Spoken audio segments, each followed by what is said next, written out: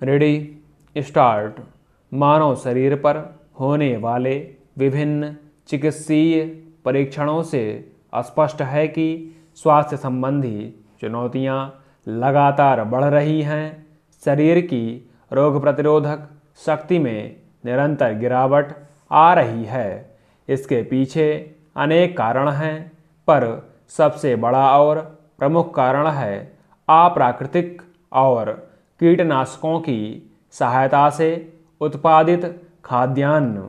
देश में राजनीतिक इच्छा शक्ति के अभाव में कृषि कार्य के लिए सुनियोजित कार्यक्रम निर्धारित नहीं किए गए। ऐसा शुरू से होता रहा है।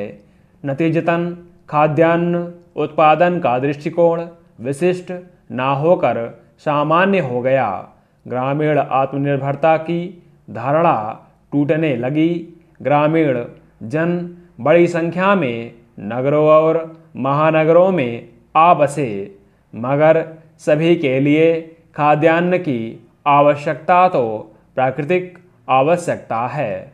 इसलिए जनसंख्या के शहरों की ओर पलायन के कारण सरकारों के सामने फसलों की पैदावार बढ़ाने की व्यवस्था उत्पन्न हुई।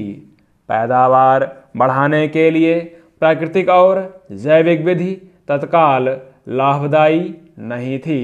इसलिए फसली कीटों को मारने और फसल से अधिकाधिक खाद्यान्न उत्पादन के उद्देश्य से कीटनाशी दवाइयों का प्रयोग बढ़ने लगा।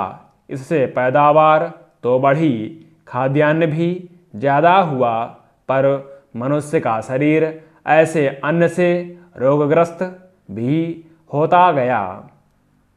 यह प्रक्रिया 3 दशक पुरानी हो चुकी है। अब इसमें कीटनाशक बनाने वाली बड़ी बड़ी कंपनियों का दबदबा है। उनकी पूंजीगत नीतियों से ही फसलों के कीटनाशक तैयार हो रहे हैं। प्राकृतिक खेती किसानी करने के और लोगों का स्वास्थ्य अच्छा बनाने के संकल्प लेने वाली लोकतांत्रिक संस्थाओं का कीटनाशक निर्माता कंपनियों पर प्रभावशाली नियंत्रण नहीं है। अप्राकृतिक खेती करने का लंबी अवधि का व्यावहारिक अभ्यास हो चुका है। पारंपरिक बीज संरक्षण, खेती करने और जैविक रूप में खाद्यान्न उत्पादित करने की गतिविधियां भारत जैसे देशों में बहुत सीमित स्तर पर हो रही है। इस प्रकार के कृषि उत्पादन की खरीद केवल अमीर लोग कर सकते हैं। ऐसे में कीटनाशक युक्त खाद्यान्न का उत्पादन, वितरण और उपभोग ही ज़्यादा हो रहा है। यह लोगों के स्वास्थ्य पर सीधे सीधे बुरा प्रभाव डाल रहा है। लोग विचित्र रोगों से घिर रहे हैं। इन रोगों के निदान के लिए तत्काल कोई चिकित्सा या औषधि भी उपलब्ध नहीं होती।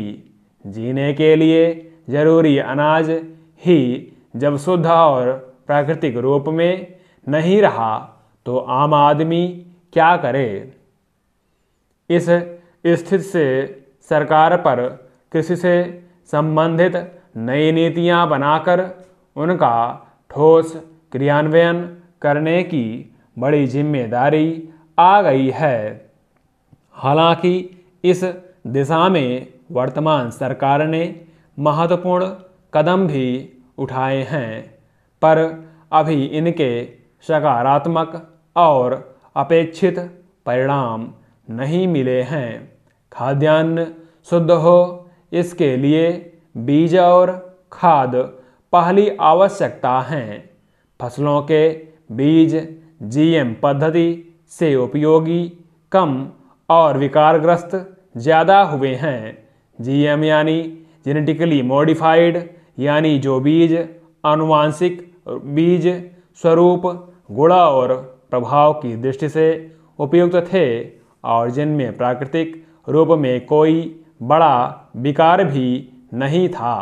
अनुवांशिक अप्राकृतिक बदलाव जीएम प्रक्रिया से गुजरने के बाद वे पोषणहीन, शक्तिहीन और विकृतिकारक होते गए।